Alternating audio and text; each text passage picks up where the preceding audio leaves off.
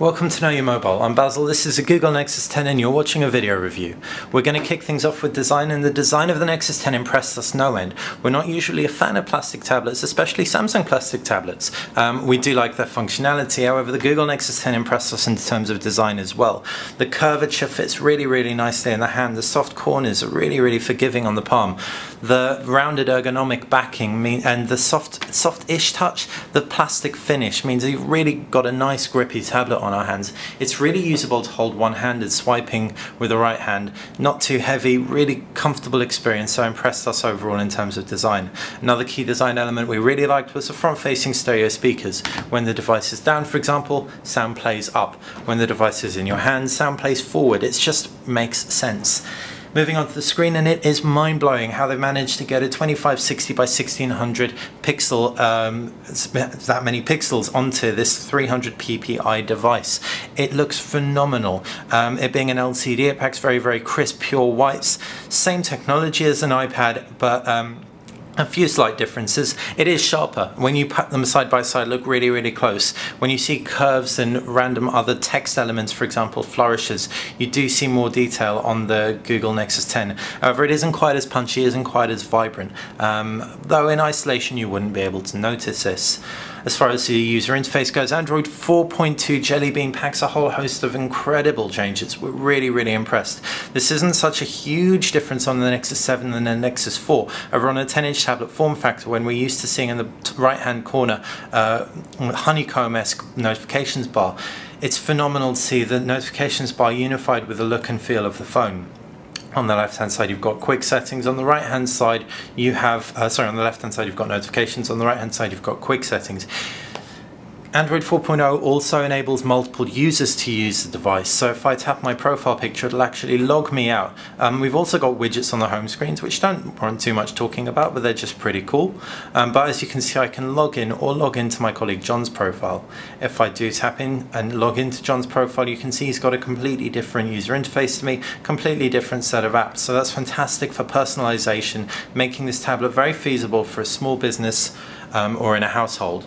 As you can see, I've also got this password protected, so you can do that across users. I'm just going to log in off camera and jump back on in frame, and no time at all I'm logged into my account. Moving on to the multimedia functionality of the tab, you've got a 2 megapixel front-facing camera, a 5 megapixel rear-facing camera with flash, and you've also got a micro HDMI port on the right-hand side. The micro HDMI port makes for a huge amount of functionality. Just plug it into a TV with a 10–15 pound cable and you are good to go. Watching movies, YouTube, web pages, sharing photos, really impressive stuff. As far as the camera goes, performance is pretty decent as well. We can jump into the gallery.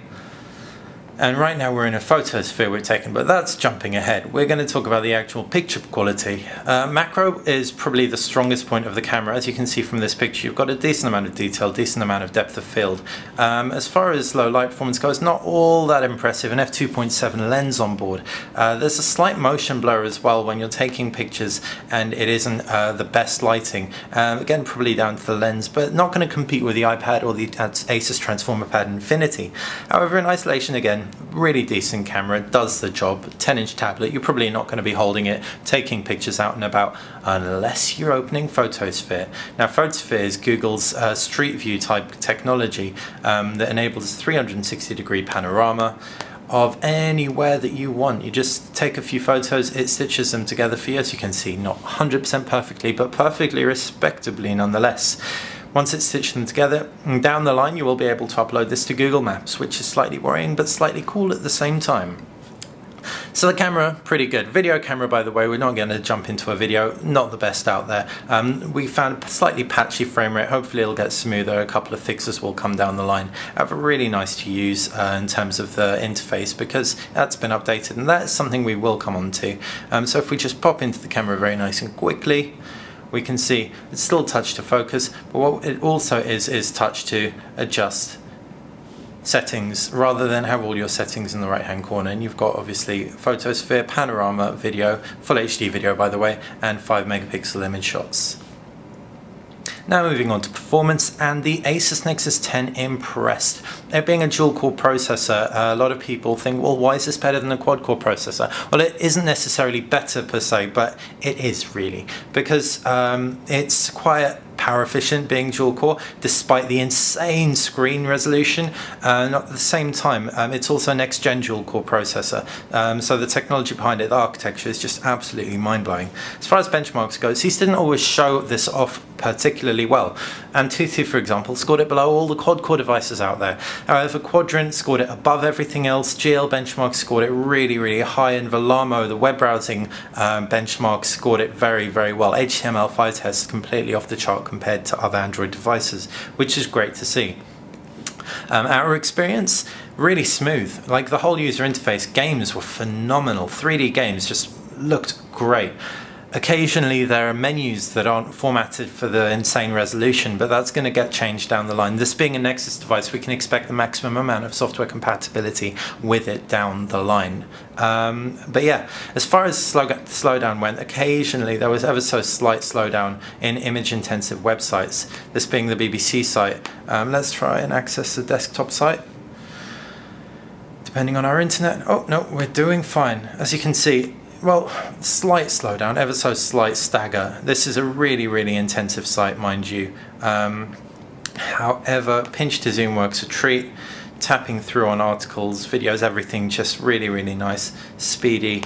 Zoom works well on non-mobile optimized sites, unlike this one. So yeah, very impressive overall, and performance-wise, we don't think you have anything to worry about. The tablet comes with 16 gigabytes or 32 gigabytes of storage on it, with the 32 gigabyte version coming in at £10 less than the iPad 16 gigabyte version.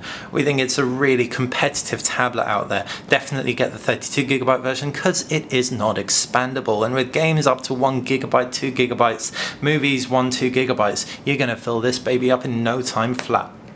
Battery life's the final thing we're going to talk about, and it isn't the best out there. It's about 8.5 hours, in contrast to the iPad's 10 hours plus, and the Asus Transformer Pad Infinity's 15 hours or so with a keyboard dock.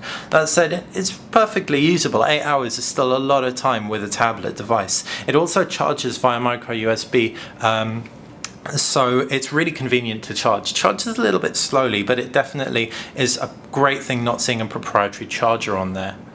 So that's been our review of the Google Nexus 10. We love this tablet. It's got a whole host of really unique selling points. The main one, in our opinion, being the ability to add multiple users seamlessly. It's the first device from any manufacturer other than Windows to do this, Microsoft, in terms of operating system. And it's just phenomenal. User interface slick, performance slick, design slick, battery life not the best, camera not the best, but we're perfectly happy to overlook these. So if you want a well-priced tablet, you can definitely opt for the Google Nexus 10 with confidence. Thanks for watching.